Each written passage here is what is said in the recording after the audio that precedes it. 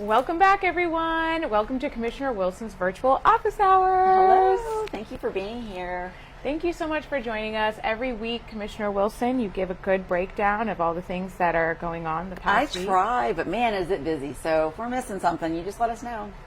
Feel free to email district1@ocfl.net, or you can also drop your comments right here in the comment box, and Commissioner will answer your questions live. It's my favorite thing. I mean, even if we don't know the answer, I just like knowing that you're listening and that we're talking because it feels, as interactive as we can feel. Absolutely. This has been a particularly busy week, from the state to the nation to right here in this office. So yeah. I don't know if you wanted to say a few words about what we've learned in the past 24 hours with the situation in Ukraine. My heart is with the people of Ukraine. They want to just live their lives like we are.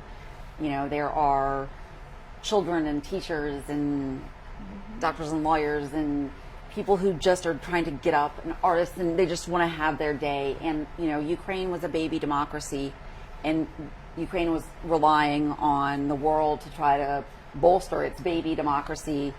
And unfortunately, Russia has obviously decided to try to absorb it again. And we're talking about a Russian leader who came from the KGB. I mean, that was... So the fact that he lies to his own people, that he tries to lie to the Ukrainian people, that he tries to lie to the world, shouldn't be a surprise to anyone, because those are, tried and true KGB tactics. Mm-hmm. And what it looks like is that they're trying to reassemble what was the Soviet bloc. But, the saddest part of this was, these were sovereign nations as part of an agreement when the Soviet Union was dismantled. And so... Russia needs to respect the sovereign country that is the Ukraine, and my heart is with the people of the Ukraine. I pray for peace. I pray for level heads, and I hope that NATO does what it needs to do to make sure that the people of Ukraine don't end up paying the price for this like a madman. He's a madman. Right.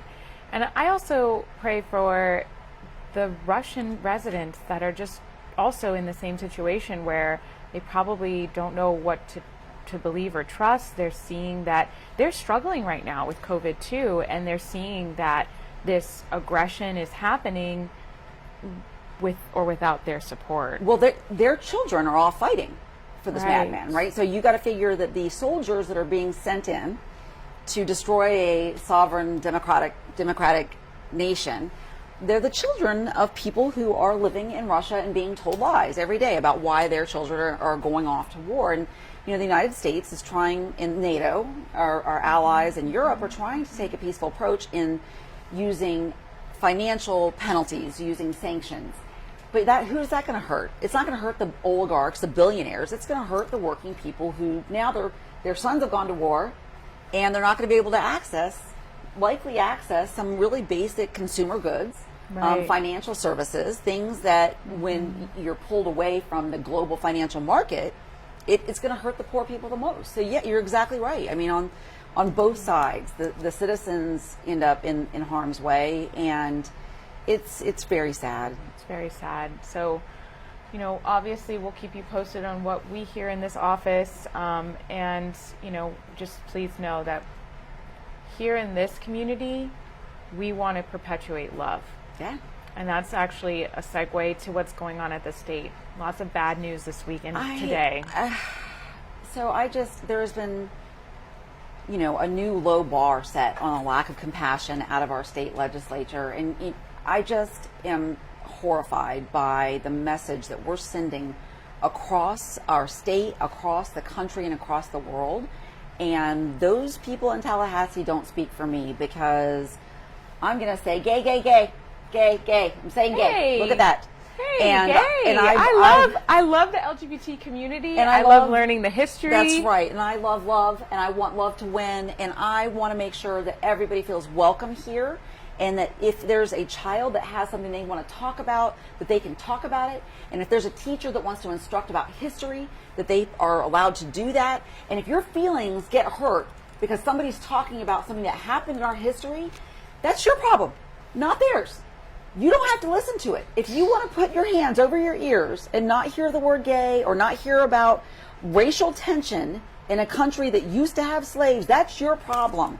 That is not the problem of that teacher who has an obligation to teach history and to oftentimes be the first point of contact for any child that's just trying to figure out how the world works. You know, and what is the message to a child that has two dads or two moms that teacher can't even, do they get invited to a school function? It is the lack of compassion and empathy, the lack of common sense. And I just, I can't even begin to understand how much patience the representatives here from Orange County in our area, Central Florida, who have opposed this, how much patience they have being able to stand in the same room with the person who wrote this bill and the people who are supporting these bills. Because I don't know if I would have that kind of patience. I really don't. And I just, you know, what is it about discussing gayness that offends somebody? Why are you so sensitive to other people's lives that you would want them just to not talk, that you're willing to revoke their First Amendment rights? It is an Some people don't even like to talk about contraceptives. Once again, that's healthcare, right? We're talking about families and healthcare and everything that needs to be on the table: communication, information, acceptance, love. You know, I don't like to use the word tolerance because that sounds like the minimum, right? So tolerance sounds like the bare minimum to me. It's like, you're here and I know you're here. I'm going to let you be here. So I don't like to use that. I like to use welcome. I like to use love, include, and, you know, accept, include, incorporate, embrace.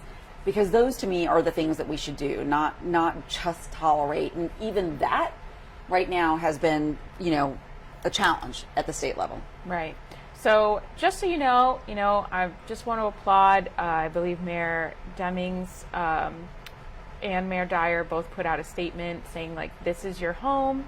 You are seen, you are loved, seen, you are here, you are protected loved. Here. This Saturday at 12 o'clock, February 26th, there's going to be a rally for our collective rights with the Zebra Coalition, with Come Out with Pride, with the Center Orlando. They're all coming together to put on this really huge, really diverse and inclusive rally to talk about all of these bills that are coming at the state level, some of which got approved today, and to show the public in numbers that we're not going to stand for that. And I think it's really important that the public sees that our community isn't defined by the headlines that the legislature is making right now. And it's national headlines. How embarrassing is that? It's in the state. We're on the Colbert Show every single week, and it's embarrassing. And it's so embarrassing because my you know, I just want my family outside of the state, my friends that are outside the state, to know they're always welcome here. They're always welcome here. And how, you know, you talk about a legislature that's so backwards because they are like, we want to build big, you know, business and bring business here and economy.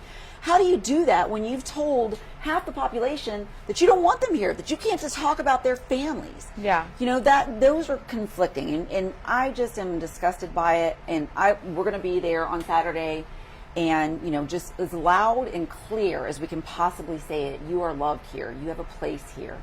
Yeah, shout out to Robin from Rainbow Democrats who came on our last virtual office hours. And yes, shared if you some didn't get a chance to see that or hear that, please go back, because Robin is a wealth of information about what's going on at the legislature and really does a great job of distilling it in terms that we can understand, and also seeing sort of the motivation, political motivations that are backing some of those things. And they're doing tons of voter registration events and tons of events to educate people.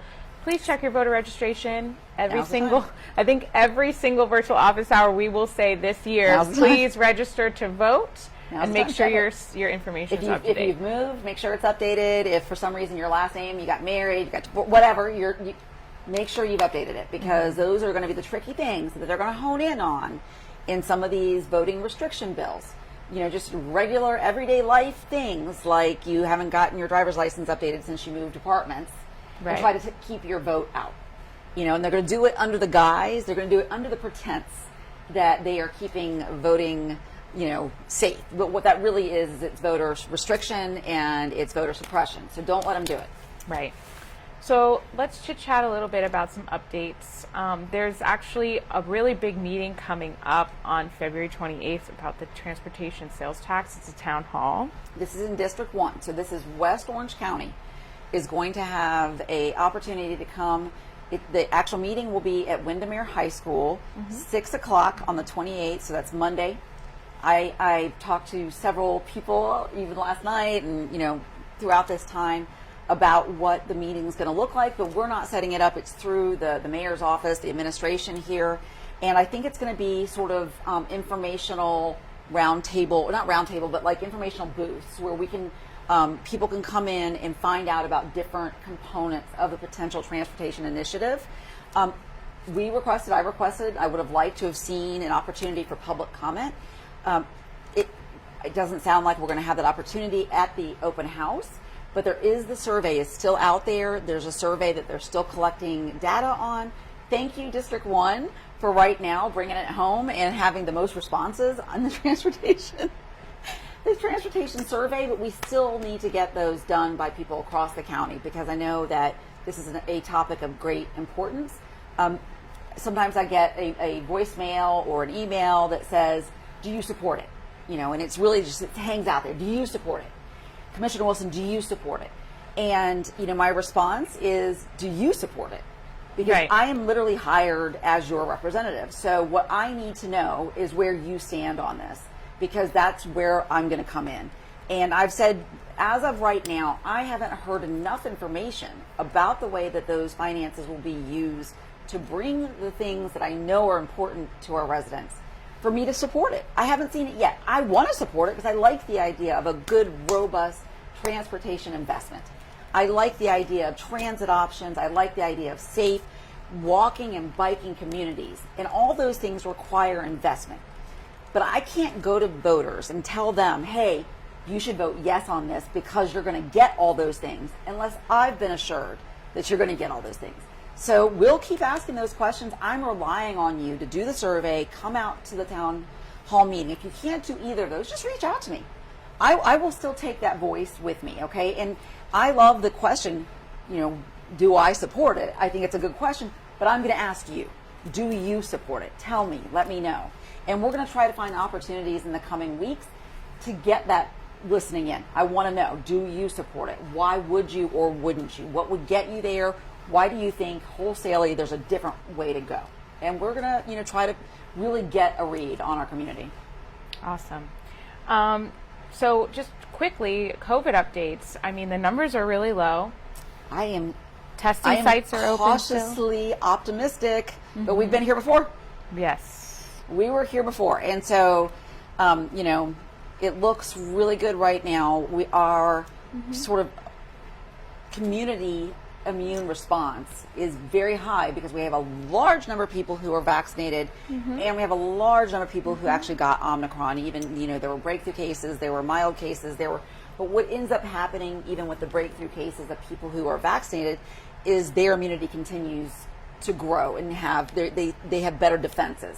So, I think we're going to be probably looking at, in the future, COVID the way we do the flu now, where we're probably going to need annual boosters, and especially people who are immunocompromised or people who have, other concerns.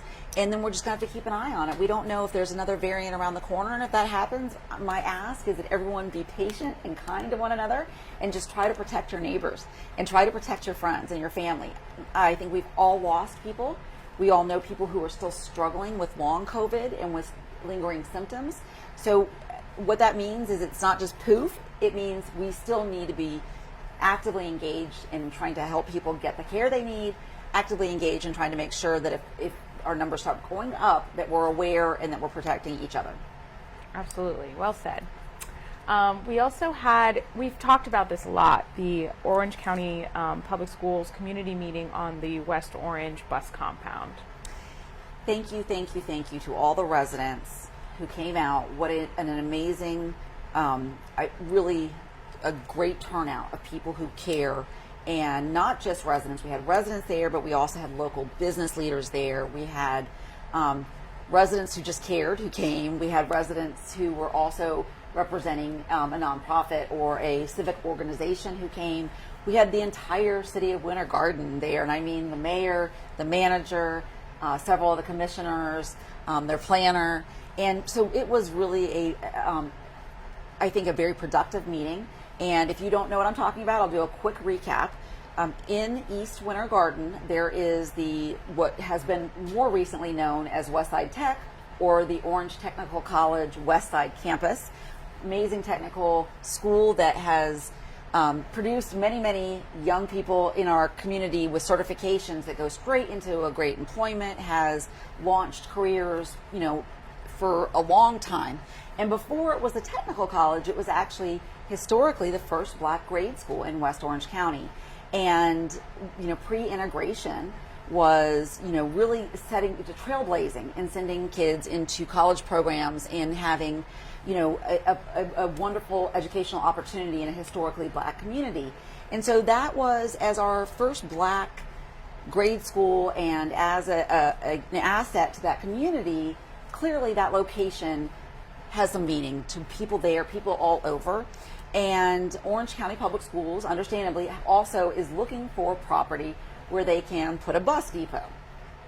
And this was the site that they chose. They are moving the technical college a little further north, and that is a done deal. They've literally already started building that.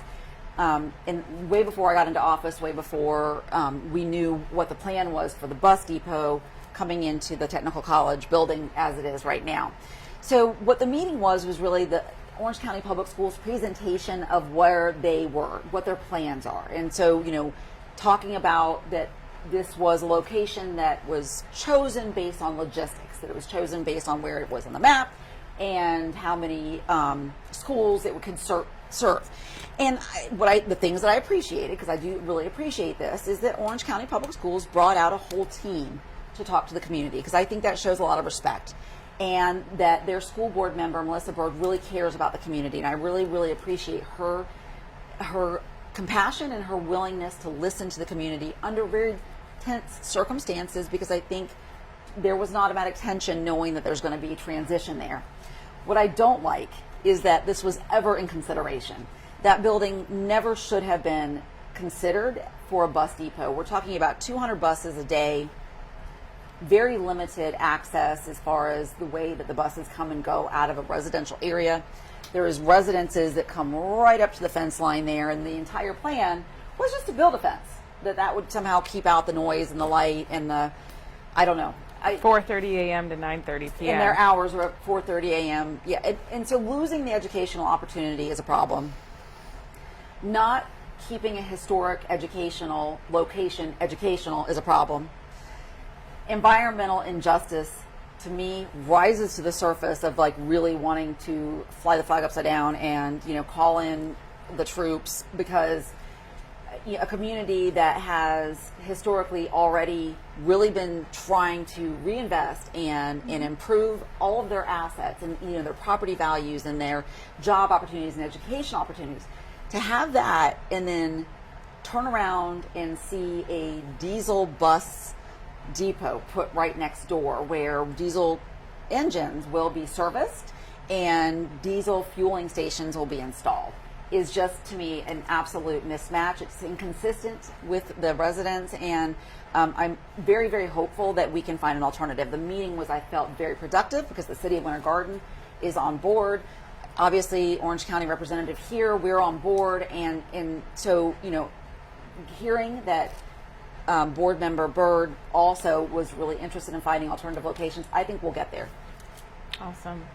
Another big thing that happened just a couple days ago, redistricting maps just passed, the 13A1 map. Yes, this was a tough one for District 1 for West Orange County. Redistricting, of course, is when we reapportion areas of representative government so that one vote really is represented just as equal as any other vote. And so in a population like Orange County, where we have pockets that grow faster than others, redistricting, which happens every 10 years when the census comes out, it's difficult. It's difficult because there's always going to be a population of people who voted recently who are potentially losing their elected representatives. So the people who, in my case, live in Ocoee, all of Ocoee, and I have many friends in Ocoee who voted, who had a sign, a Nicole Wilson sign in their front yard that came out on the trail with me for canvassing, and they will no longer be represented by me. And I am heartbroken, but at the same time, I'm still an Orange County board member, which means that I will still be fighting for all the same things I was fighting for before. We are still absolutely representative government for you. And if there were open constituent cases, we were actually just talking right before office hours about how we can make sure to manage that and transition any information we need to the district offices that are inheriting some of the populations in District 1. I am literally losing something like close to 40,000 residents into other districts. And the reason why is because District 1 did grow. So it's important for representative government. And I think if there are any confusing moments along the way or frustrations, we can help you through it. And I want to just let you know that ultimately the reason why we do that is so that every vote matters. And the constitutional principles of every community being represented equally are the ultimate goal of redistricting. So that is, even in the frustration, I try to make sure I'm centering myself in this idea that that's how we get better representation. Awesome. Very well said. So if you want to check those out, we'll actually drop the ocfl.net redistricting link in the chat, so you can take a look at those maps. During the Board of County Commission meeting, and we talked about this last week just really briefly, there was a presentation, and I watched this one from home. I was working from home, and I was crying. I saw not a dry eye in the house, but we had the discussion of the mental health assessment with Donna Weish. And I think it ties into our frustration. We talk about the lack of compassion that we're seeing in leadership from our state leadership, and not our local state leadership, but from the governor and leadership in the House and Senate and the state level. There is a humongous gap in our mental health services in Central Florida, across the state and probably across the country. But the study that we invested in, so that we really knew best where that we could focus in and try to help people, took place here in Orange County, and it was done in partnership with the Central Florida Heart of United Way. And it was headed up by Donna Weish, who is really somebody who has devoted her entire life's work to mental health and substance abuse issues, and providing a better way for us to take care of our most vulnerable residents. We don't blink an eye when somebody has a big gash on their leg to send them for help. They get care, they get follow-up care. And if that wound doesn't heal, we continue to give them follow-up care. They go into a wound care clinic. They are seen by a specialist. They go on for more tests and treatment to see if there's an underlying infection. If somebody has chronic mental illness, most insurance companies give them a handful of visits, potentially some type of benefit for prescription antidepressants, and then that's it. Even if it's chronic and that wound is going to be something that they have to deal with for a lifetime. And so really reframing the paradigm of mental health, that we need to make mental health treatment look and feel like we do good health care. Not the crappy health care you can get sometimes in this country, but I mean the kind of health care where it's obvious that if you have a chronic condition, that your benefit isn't going to run out. That if you have a chronic condition and another stressor, let's say there's a domestic violence incident in your home. Let's say that you're somebody who already has some underlying condition, that those things will be considered for the type and level of care that you have. And so getting to that takes not just county government, not just our medical providers, but medical providers, county government, mental health providers, educators, all of our major upper level or post-secondary institutions, all of our law enforcement, all of our criminal justice system, it all has to be in. So the study that we got was really comprehensive in that it pulled from all those directions to kind of hone in and fine tune the gaps. And the most heartbreaking and tragic part was something that I think we've all known, which was our young people are really hurting, and our LGBTQ plus young people are hurting even more.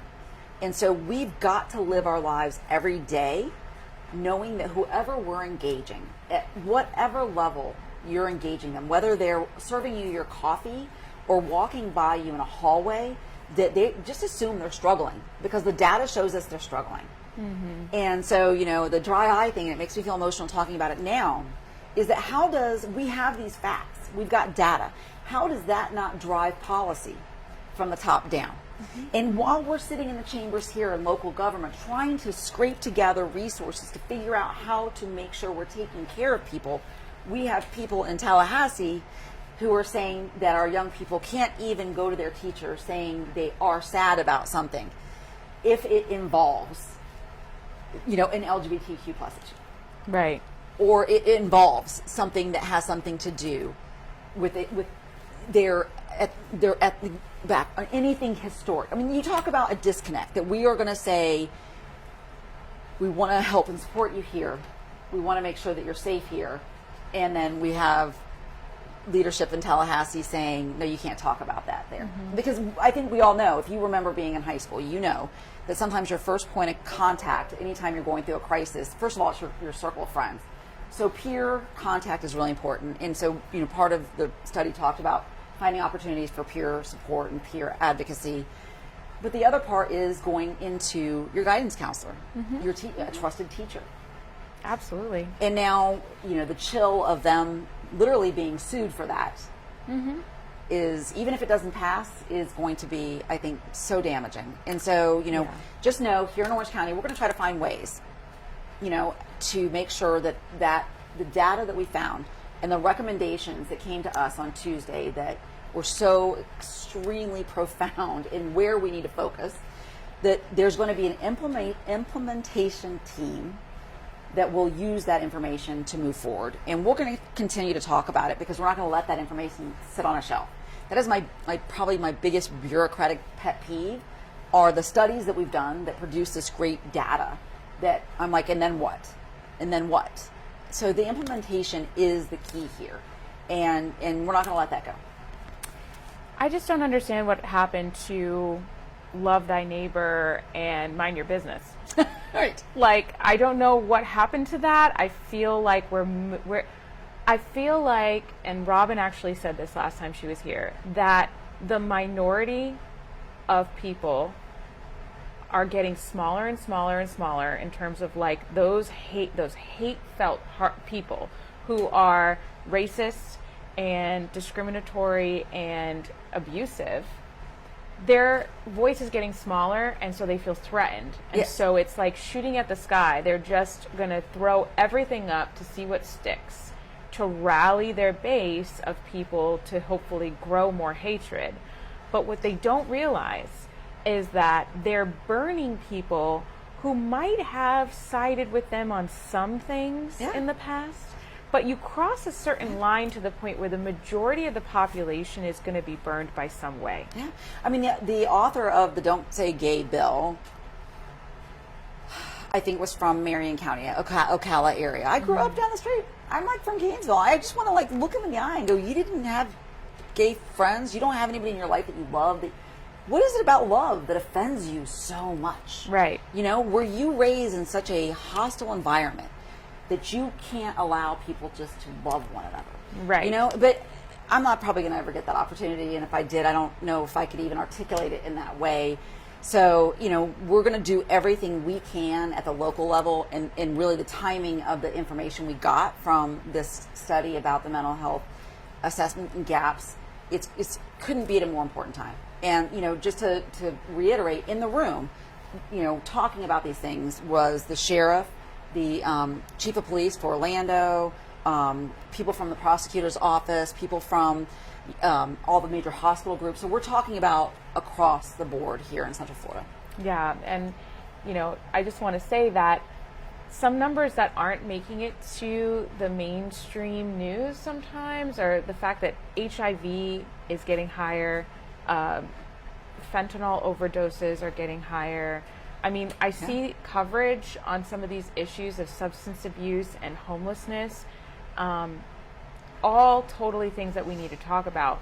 But I don't think that people are realizing at what depth everything's connected, and how depression and oppression and also these bills that are going through that are perpetuating hate and discrimination, it's just going to lead to more people overdosing and committing suicide. Well, look, if you want to even like draw, so you can draw like that, you know, kind of do the dot to dot connection for some of these things.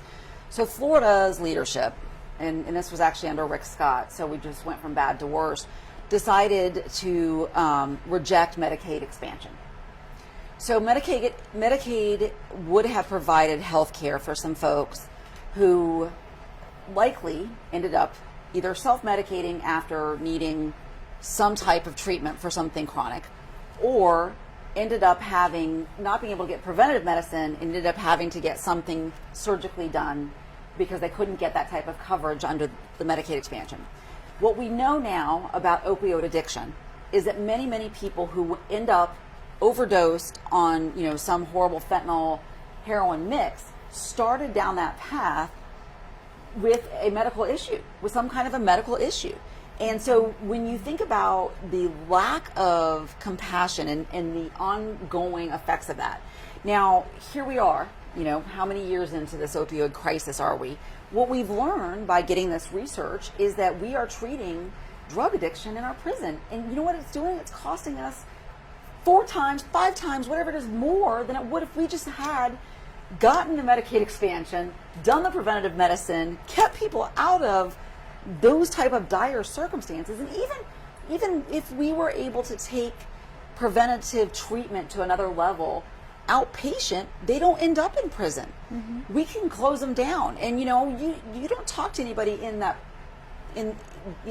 world that says that they set out to be a drug rehab. They set out to make sure that if there was within the criminal justice system a way to make sure that things are happening through procedure. They are not there. This isn't a inpatient drug rehab, and that's what it has become.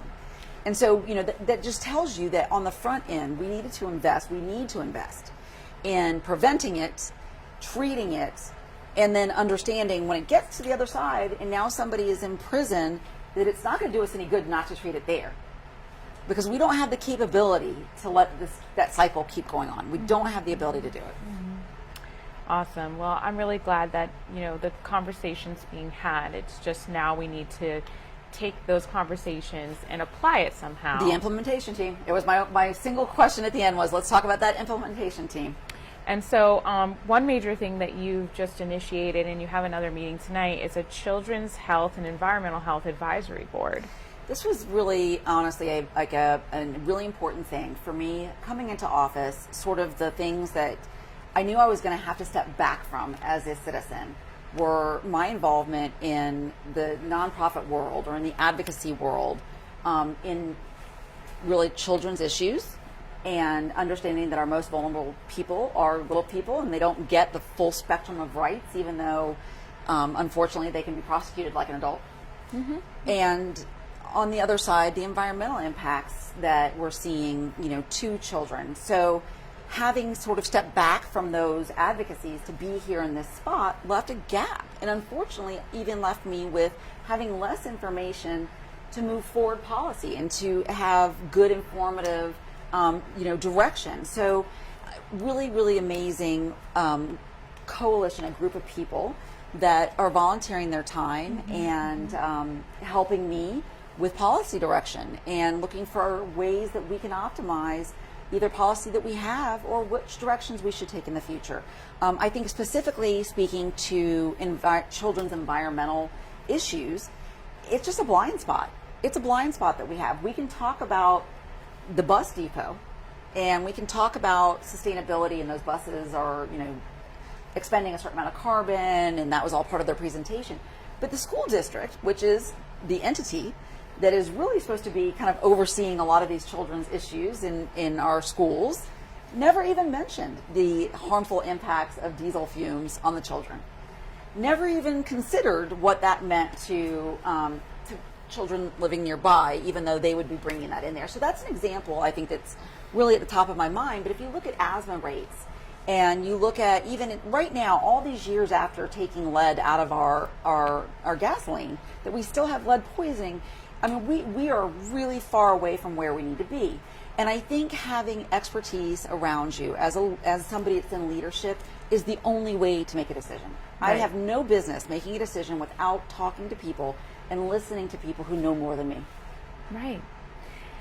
I mean, it's just frustrating. You're absolutely right. That I thought, I'm 31, and I thought when I grow up, I'm going to have those checks and balances, and our government is going to have extreme checks and balances to make sure that everything is considered, because they're the adults in the room and they're the ones making policy.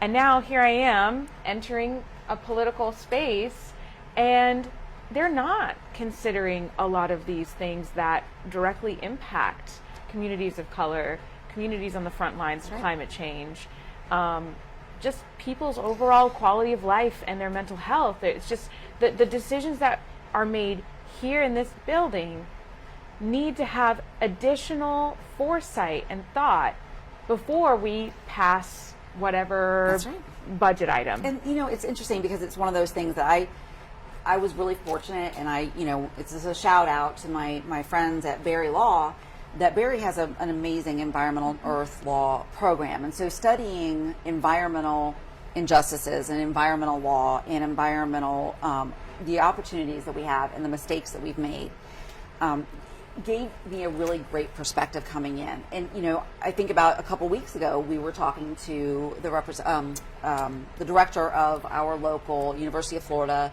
Extension, IFAS, about the tree giveaway. And there's tree giveaways that they do, which is fantastic. But what I asked then, and this comes back to that idea of sort of the environmental injustices and how we need to approach it, and especially understanding children's lungs and the lungs of our elderly people, is that in the areas that are the worst impacted by environmental crimes, right, polluters, and industries that are oftentimes going past what they were permitted to do, and what they were permitted to do was pollute in the first place. Right. Those entities go to underserved communities, and they go there. They chop down the trees because that's a filtration system. So we're losing the protection. We're adding the pollutant, and then that polluter pays into a tree fund, but people voluntarily can go pick up trees. And that's the hardest thing to do when you're from a community that may be economically challenged and may not have as many drivers, may not have as many places on their physical property to put in a tree. So, you talk about continuing to kick somebody when they're down, and that's really the overarching principle to addressing environmental injustice, is that you can see it across the country, where the worst type of polluters in an industry very purposely go into communities where they're least likely to be fought off, because they don't want to be fought off. And then the impacts of that community continue to multiply. And so, you can do really like a quick Google on what's happened in Louisiana and check out the Bucket Brigade, and anybody who hasn't seen Aaron Brockovich, Right. And you'll understand that this is not a new concept, but we haven't done a great job trying to identify easy opportunities, I think, to try to offset what have been historic environmental injustices. Absolutely. So before we close up, we had two other community meetings, Selnik and Discovery Church over in Avalon. Yes, Rural thank you to Settlement. my Avalon Rural Settlement folks. That was a amazing engagement. I am so proud of the turnout, the questions that were asked, and we are going to continue to make sure that you're being heard. I think there's going to be a lot of information to come. You'll know all the dates as they come out. I think there was, a good opportunity for the applicant of that particular church. And by the way, it's not like a cute little church. It's a 45,000 square foot. It's like the size of a Publix. We looked up like equivalent size buildings. So it's like a smaller big box store size church. And just trying to be really clear with the applicant that the rural settlement guidelines don't provide for that kind of footprint, right? The density and intensity. And so they've applied for a special exception, which is what they have to do. And I ask, when you go out, just, try to hear the community, because I think, potentially a smaller footprint, looking at, options for not impacting so much of the roadway there, and understanding that they really want to keep the rural community rural, that it's not about it's a church or whatever the function is, it's about the footprint. It's about 200 parking spaces, 45,000 square feet. And, I don't know if, when I met with the applicant, if they understood what I was saying. I think they got it after our public meeting, because they were offering a dog park as part of like a trade-off. And, I think there was some guffaws, there were some laughs in the crowd, because I think what the crowd was saying was, you're not hearing us. What we want you to know is this is a rural settlement. We're not in a position to have something of that magnitude plopped down here. And we don't have the infrastructure for 200 cars to come in and out on a Sunday. And there were some very ambiguous terms. They told the members, the public that were there, that there wouldn't be any preschool or daycare, that there was no plan. But on the actual site map, there was a building that said children's ministry. And so, the question about whether or not that meant that we're calling a preschool or daycare or some other entity a different name, so that we can try to get it past the public. But that community, they're on it. They were on it right then and there. And so we're going to get those questions answered before anything moves forward. And, you were very heard. It was awesome. Selnik Development, and I know that it's what it's called actually in sort of the application process, and if you're somebody that's getting the flyers about this, is the property that is catty corner to Windermere High School. It has the big, beautiful oak tree right in the middle of the property. It was traditionally zoned, or it was under the sector plan zoned for townhomes, and in the Horizon West sector plan. And the applicant in this case wanted to build apartments there. We had a very early meeting, and I expressed some of the issues in that area, that the rural settlement, the Windermere rural settlement was across the street, that Windermere High School was built under, great controversy when Horizon West started, coming up, and so people were very sensitive to growth patterns in that area. There was safety concerns really expressed again and again and again about the very busy roadway. Popka Vineland or Winter Garden Vineland runs right in between where this piece of property is and where Windermere High School is, and so adding another 200 cars, 400 cars was a huge concern. And I think, again, the residents did a great job. I'm very proud to be part of the community and the representative of the community that stays plugged in and wants to come and have these conversations. And we went over, there will be next steps in that process also. But we got an opportunity to have the developer listen to the residents and ask, can you make sure cars don't cut through? Can you save that big tree? Can you make sure the roof line matches the residential across the lake? And all those things absolutely are possible. And right now the ball is in the court of the developer. And so I appreciate you all articulating what I did in the beginning and reinforcing what that community is really looking for, which is, safe and something that's compatible. Awesome. So we are wrapping up. Please check out NicoleWilson.org and make sure that you are able to sign up for the transportation survey that we're going to be posting all about this week, and the February 28th Transportation Sales Tax Community Town Hall at 6 o'clock. Please come say hi to me there. I will be there looking for friendly faces. So come say hi to me and we can go roll our eyes at some of the other people. No, I'm kidding. I just want to see District 1 really show up for it. So thank you for being here today. Thank you for always staying in touch with us, and I'll see you there. Have a good night, everyone.